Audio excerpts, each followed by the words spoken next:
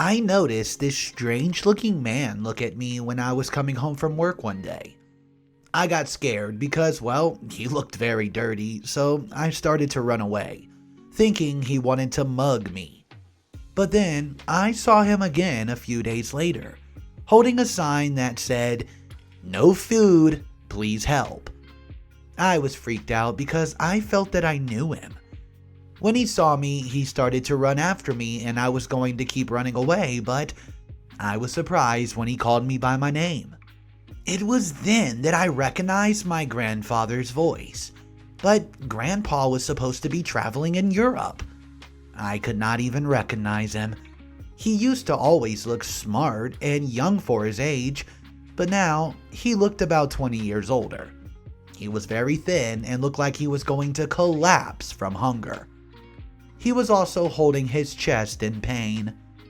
I was very surprised and heartbroken to see him in this condition. I took him back to my apartment. I moved away from home because I wanted to be independent. When we got there, he cleaned up and I gave him food. After he had eaten and rested, because, well, I could see he was not feeling very well, I finally got to him to ask him what's going on. I know I should have gone with him to the doctor or something, but I was just so surprised to see him. He looked like he's not eaten in days and was wearing rags. When he woke up, I wanted to call my mother, but he begged me not to call her, for some strange reason. I felt that there was some secret that they were keeping from me. I did get some answers from him when I asked how he became homeless. He said that he ran out of a little bit of money that he had because he gave everything away. Things got bad to the point where he had nowhere to stay. He's been homeless for over 3 months now. He did not have any way to contact our family, and he was ashamed because he said everyone hated him. That was very confusing to me because the whole family loved him, and Mom had told me that he was traveling. I tried to keep pressing him for answers, but he said he's just too tired. I sent a message to my mom, telling her that I wanted to meet up and talk to her the following day. So I left my grandfather alone and went to talk to my mother the next day, which was when I forced her to tell me the secret that she's been keeping from me. I already knew that my mom was a lesbian, but I did not know that she came out to my grandfather when she was young. He did not accept her because of his political views and the fact that he was very conservative. He disowned her when she was 16 and she could only come home when, quote, she stopped being lesbian. Personally, I believe that people are allowed to love who they want to, so I was very disgusted when I found out about my grandfather's behavior. She said that she came home and pretended to be straight for many years. Then she got married to my dad and had me. Afterward, she divorced him when I was a teenager. My grandfather thought that she was now straight for all those years, and she was very good in business. That's why he trusted her with the estate. But she held a grudge against him and wanted him to pay. 3 years ago, when he was 63 years old, he called a family meeting with all my distant family and said that he wanted to retire. It was a shock to all of us. He shared some of the wealth he had among us his grandchildren. But my mother got everything because she was the one who was business-minded in the family and he trusted her. I also got some money in a trust fund so that I would be able to take care of myself.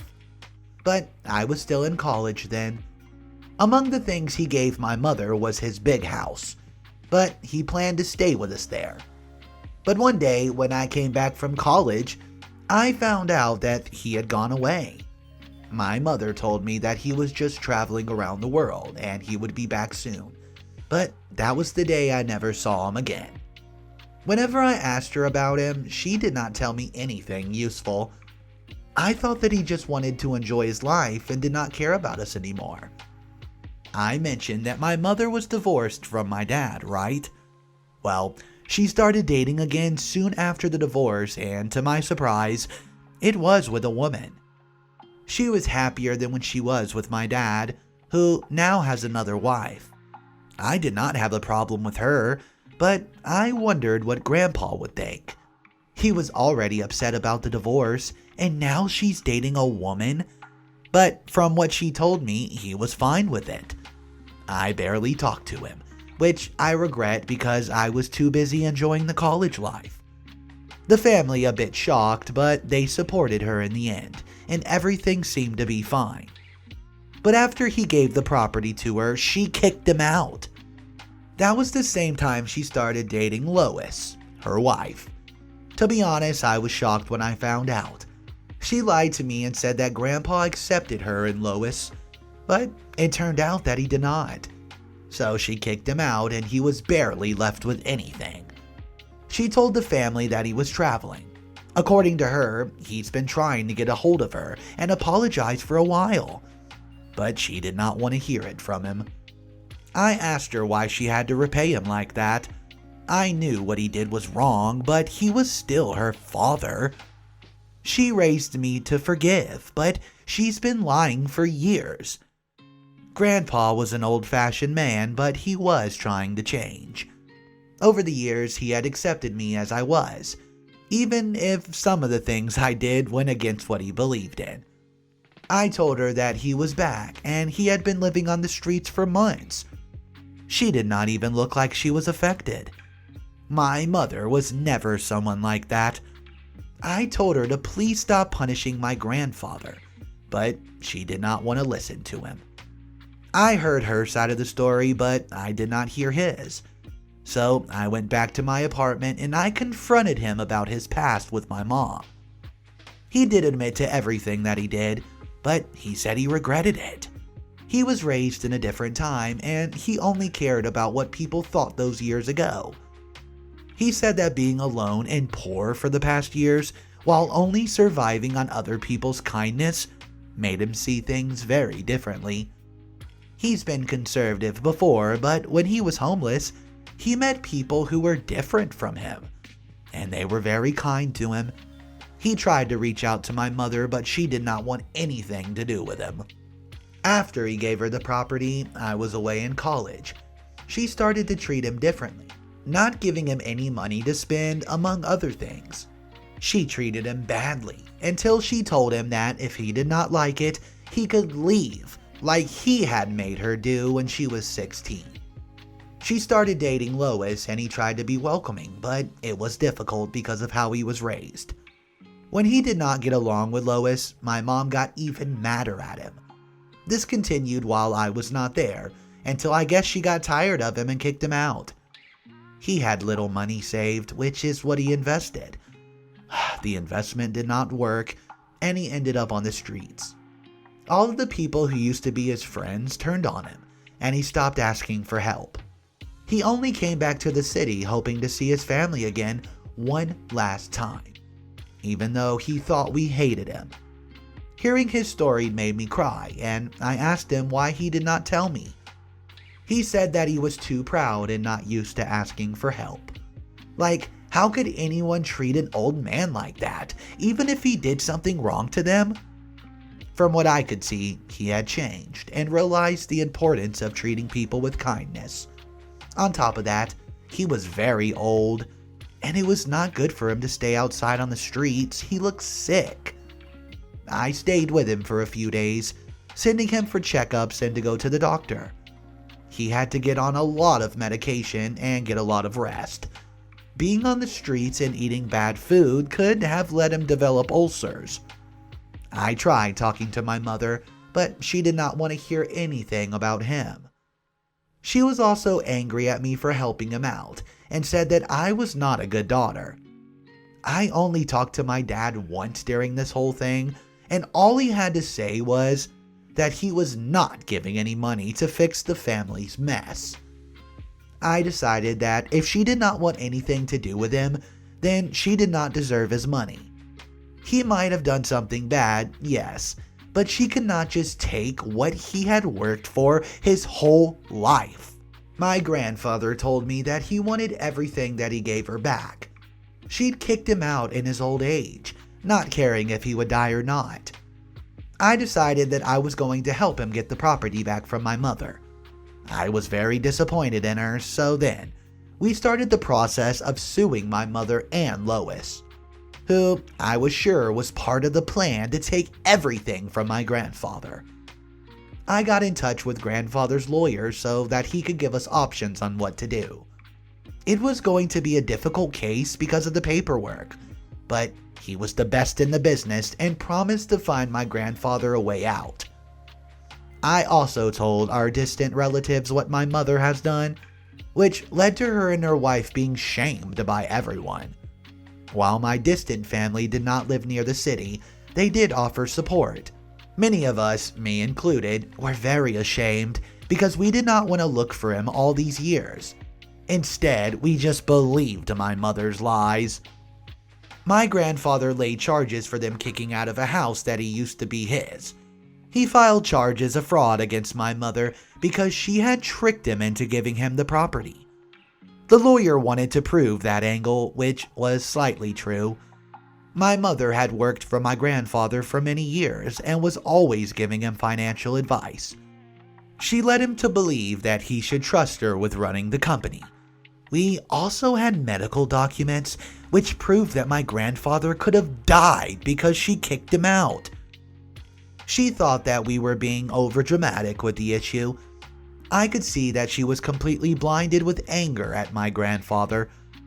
My mother and I were no longer speaking anymore, and the only time we saw each other was when our case was being handled.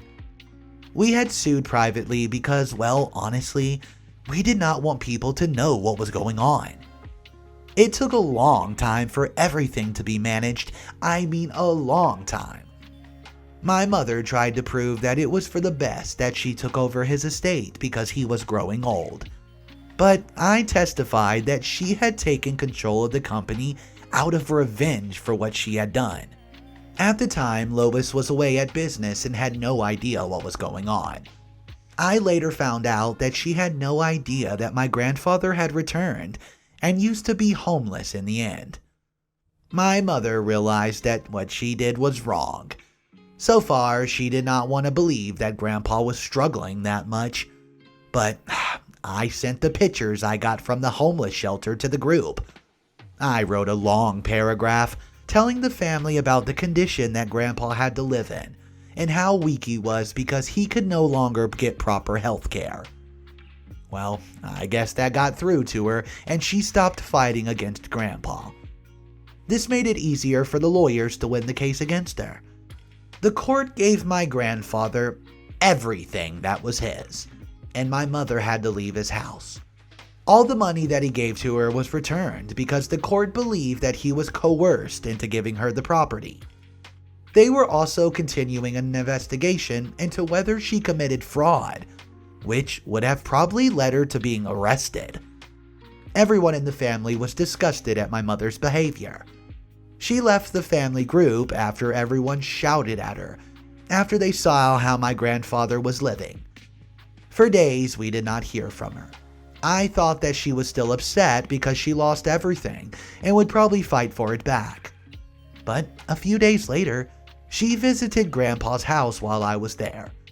I moved in with him a few days ago because I'm so worried about his health. He still has to drink a lot of pills to get his body back to normal, and I know he will try arguing about it. Back to my mom. She came here with her wife, Louise, and they apologized for the way that they treated him. They also apologized to me for not being honest about where my grandfather was. They were just too blind with greed and thought they were teaching him a lesson, their exact words. They did not know that he would suffer to the point of begging in the streets. They said that there could have been a better way to solve the issue than putting him in danger. Mom said that Louise had made her realize that what she did to Grandpa was oh so wrong. It seems that when they saw the picture in the WhatsApp group, they felt sorry. My mother apologized to Grandpa and said that she did not want him to be hurt. She was just angry with him because of the past. He said that it would take him some time to forgive them, and he could not have them in his life, but because of me, he was going to do them a favor by dropping the case against them. My mom did not have any source of income and could not fight the case if it got worse. They left that day and I've not spoken to her since. But I did speak to Lois once, and she said that when she found out, she forced my mother to apologize for the way she treated her own father. I think that they are sorry, but it's a big thing, and I understand why Grandpa cannot just forget it. Anyways, a few days after that, my grandfather told me that he's written a new will and wanted me to be the sole inheritor. I'm the only person who knows this, because he does not want to make the same mistake he made with my mother. He says that he wants to thank me for doing what I did for him. I do not know how to feel about it because it's a lot of money, but I guess it's his choice. He's already started mentoring me to take over the business, which is currently being run by someone else. What he did in the past was not good, but at least I was able to see that what my mom did was not right either. Not only that, but he has also donated a lot of money to the homeless shelter. He says that he took his money for granted for years, but now that he saw how other people, he did not want to be that person again. I know my family sounds really messed up, but the situation is much more complicated than you can imagine. I am Sasha, 22 female, and my mother's 41 female. She's no longer with my dad. My father, 47 male, is still in my life, but he's not relevant to what happened. And my mother's wife, Lois, is a 40-year-old woman. I grew up with everything that I've ever wanted, and it was thanks to my grandfather and my grandmother who passed away a couple decades ago. The beginning of this mess, well, for me at least, was June 19th of this year. My mom, 45 female, and my dad, 45 male, have been married for a long time. I don't know the exact length, but I'd say at least 20 years. That day they were having a super loud fight. I'm a 14-year-old female and I stayed in my room, trying to ignore it, playing a rhythm game, as one does. Then the fighting sorta stopped, but my sister, 17 female, and I were called to the dining room. My mom and dad were at the table looking distressed. Lots of stuff was said, but the summary was that my dad was tired of fighting and did not feel like he belonged in our family anymore. He did not say anything about divorce, but he sure as hell was implying that he wanted one. My sister, who was more aware of this conflict between my parents than I was at the time, snapped at both of them, saying that she was tired of their fights and that all she wanted was her sister, which is me, and herself to be safe. She told them to go somewhere else if they were going to keep on fighting. Well, they did. My sister later comforted me because I was confused and upset. But for the rest of the day, we were in our respective rooms trying to cope. My parents came home at around 11 p.m. The fighting died down, to me at least, but I noticed my parents weren't talking anymore, and my dad was sleeping on the couch instead of their shared room. I've noticed he also was listening to an audiobook called, quote, "Should I Stay or Should I Go?" Flash forward to July 3rd. I was in my room minding my business as usual. My mom then came in very visibly upset. She told me that my dad was planning on divorcing her and selling her house and other properties, etc. She wanted to ask me if I could write him a letter, telling him that he should stay and not divorce my mom. This is because, well, I had to write a letter to my parents for my 8th grade graduation. And despite how half-assed my letter to them was, it made them cry. My mom told me that because I'm my father's child, he has a soft spot for me and will listen to me. I told her I'd write the letter, and she said some other things, but they're irrelevant for the most part. This has single-handedly ruined my day. I already have to deal with regular 14-year-old things like my current summer school classes and an annoying crush. And that's just almost too much for me already. I've basically been tasked with mending my parents' relationship. I've told my friends and they offered places to stay and support, but like me, they're all 14 and don't know how to deal with this sort of heavy stuff. I also can't go to my sister for help right now because she's on the international school trip, and I don't want to ruin her fun by dropping this news on her.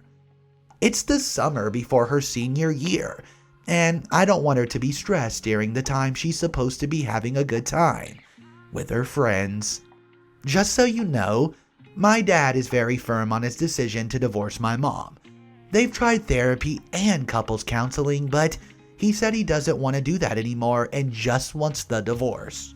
Fiancé and I have been together for 5 years. At first, I thought things were okay, although just know mother-in-law was always a bit rude. We bought a house together a few years ago, at which point his mom decides to tell him over the phone that he's making the worst mistake of his life, and that he should get a separation agreement since I was basically a gold digger, that I just wasn't the right person for him and she knew best since she was his mom. He calls her out on being rude.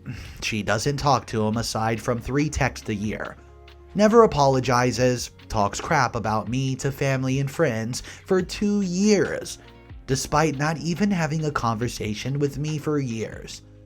This winter, we got engaged and decided to bite the bullet and invite her to our house to tell her. After a very awkward dinner, she does manage to say congratulations, and she offers to find some addresses so he can invite her family members to the wedding. She's very hesitant to give the addresses at first and really wanted us to just send her a whole bunch and save the dates for her to drop off herself. Obviously, I shut this down. We send our save to dates, no problems ensured. She does not ask about the wedding planning, offer any help, ask any questions, etc., and seems very disinterested. She does ask if I'm paying for her to get her hair and makeup done. It comes time to make our invitations. We have a wonderful relationship with my parents, have them over all holidays, see them once a week for dinner, etc. They generously offer us money to help with the wedding, and also to host a dinner the day before. Therefore, our invitation is worded traditionally with them as the host. Think, quote, bride's parents joyfully request the honor of your presence at the wedding of blank. Fiancé's dad has never bothered to meet me despite multiple invitations. Fiancé's mom, again, never had any indication she wanted to do anything for the wedding organizing or had any interest at all. After invites are sent, we see her at a funeral. When she arrives, she says hello and shakes hands with everyone except for me and my fiancé. She says not one word to me in 4 hours and then walks away when I try to greet her. We are confused and later hear from one of the fiancé siblings that we insulted her by not putting just no mother-in-law and fiancé's dad with my parents as a host, and that they will no longer be coming to the wedding. I'm just so over it. It's been nothing but stress with this just no mother-in-law. Honestly, it would be insulting to my parents to stick her name as equal with her in supporting our relationship and our marriage.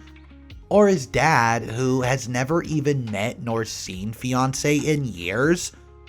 Fiancé says he would prefer if she doesn't come at all, since it would be a lot less drama. We are considering just not following up with her if she chooses not to RSVP. We really hope her choices do not impact his other extended family.